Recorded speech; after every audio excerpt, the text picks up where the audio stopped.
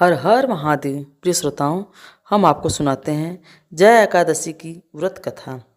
शुक्ल पक्ष की एकादशी को जया एकादशी कहते हैं। यह एकादशी बहुत ही पुण्यदायी है, जिसका पारण करने से व्यक्ति नीच योनि जैसे भूत प्रेत पिशाच की योनियों से मुक्त हो जाता है।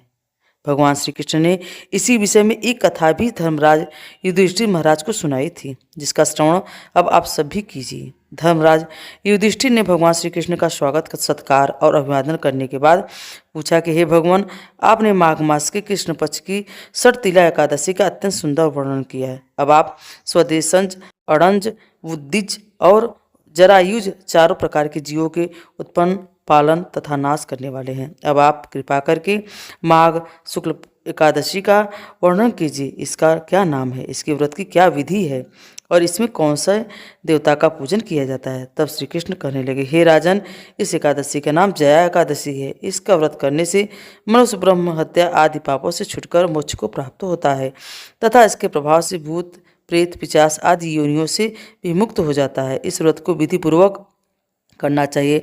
अब मैं तुमसे पद्म पुराण में वर्णित इसकी महिमा और कथा सुनाता हूँ, ध्यानपूर्वक श्रवण करो। देवराज इंद्र स्वर्ग में राज करते थे और अन्य सभी देवता सुखपूर्वक स्वर्ग में रहा करते थे। एक समय देवराज इंद्र अपनी इच्छा अनुसार नंदन वन में अप्सराओं के साथ विहार कर रहे थे और गंधर्व गान कर रहे थे। उन गंधर्वों में प्रसिद्ध पुष्पदंत तथा उसकी कन्या पुष्पवंती और चित्रसेन तथा उनकी पत्नी मालिनी भी उपस्थित थे।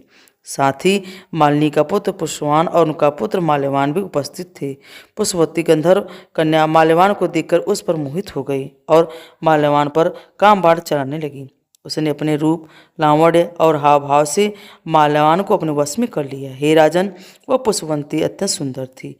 अब वे इंद्र को प्रसन्न करने के लिए गान करने लगे, परंतु परस्पर मोहित हो जाने के कारण उनका चित्र भ्रमित हो गया था। उनके ठीक प्रकार से गाना और स्वर लात ताल ठीक ना होने से इंद्रदेव उनके प्रेम और को समझ गए और उन्होंने इसमें अपना अपमान समझकर उनको श्राप दे डाला। देवराज इंद्र ने कहा कि हे मूर्खों, तुमने मेरी आज्ञा का उल्लंघन किया है, इसलिए तुम्हारा धिक्कार है।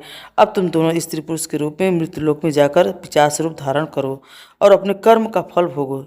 इंद्र का ऐसा शाप सुनकर वे अत्यंत दुखी हुए और हिमालय पर्वत पर दुखपूर्वक अपना जीवन व्यतीत करने लगे। उन्हें गंध, रस तथा स्पर्श आदि का कुछ भी ज्ञान नहीं था। वहाँ उनको महान दुख मिल रहे थे और उन्हें एक क्षण के लिए भी निद्रा नहीं आती थी। उस जगह अत्यंत शीत था, जिससे उनके रोंगटे खड़े रहते थे और सारे शीत के दांत बजते रहते थे। एक दिन पिशाच ने अपनी पत्नी से कहा कि पिछले जन्म में हमने ऐसे कौन से पाप किए थे जिससे हमको यह दुखदायी पिशाच योनि प्राप्त हुई। इस पिशाच योनि से तो नरक के दुख सहना ही उत्तम है, अतः हमें अब किसी प्रकार का पाप नहीं करना चाहिए। इस प्रकार विचार करते हुए वे अपने दिन व्यतीत कर रहे थे। तभी देवयोग से माघ मास में शुक्ल पक्ष जया नाम मक एकादशी आई। उस दिन उन दोनों ने कुछ भी भोजन नहीं किया, ना ही कोई पाप कर्म किया, केवल फल फूल खाकर ही दिन बिताया और सायकाल के समय महान दुख से पीपल के वृक्ष के नीचे बैठ गए। उस समय सूर्य भगवान अस्त हो रहे थे। उस रात को अत्यंत ठंड थी, जिस कारण वे दोनों शीत के मारे अति दुखी होकर मृतक के समान आपस में चिपटे पड़े रहे। उस रात्रि को उनको निद्रा भी नहीं आई और श्री कृष्ण कहते हैं कि हे राजन, जया एकादशी के उपवास और रात्रि जागरण के प्रभाव से दूसरे दिन प्रातःकाल होते ही उनकी पिशाच योनि छूट गई। अत्यंत सुंदर गंधर्व और अप्सरा की देह धारण कर सुंदर वस्त्राभूषणों से अलंकृत होकर उन दोनों ने स्वर्गलोक को प्रस्थान किया। उस समय आकाश में देवता उनकी स्तुति करते हुए पुष्प वर्षा करने लगे। फिर स्वर्गलोक में जाकर इन दोनों ने देवराज इंद्र को प्रणाम किया। इंद्र इनको अपने पहले के ही रूप में देखकर अत्यंत आश्चर्यचकित हुए और पूछने लगे कि तुमने अपने पिशाच योनि से कहा किस तरह मुक्ति पाई, सब बतलाओ। माल्यवान ने कहा कि हे देवेंद्र, भगवान विष्णु की कृपा और पावन जया एकादशी के व्रत के प्रभाव से ही हमारी पिशाच देह छूटी।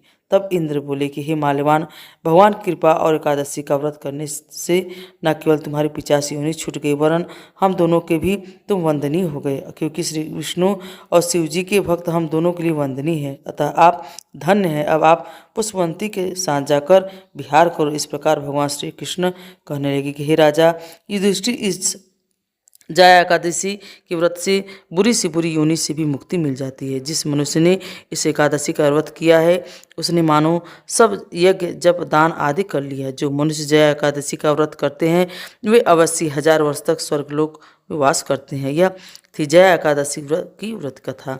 तो भक्तों, आप सभी को यह कथा कैसी लगी? अगर अच्छी लगी हो तो कमेंट में हमें ज़रूर बताएं। अगर आप हमारे चैनल पर नए हैं तो हमें लाइक और सब्सक्राइब जरूर करें। हर हर महादेव।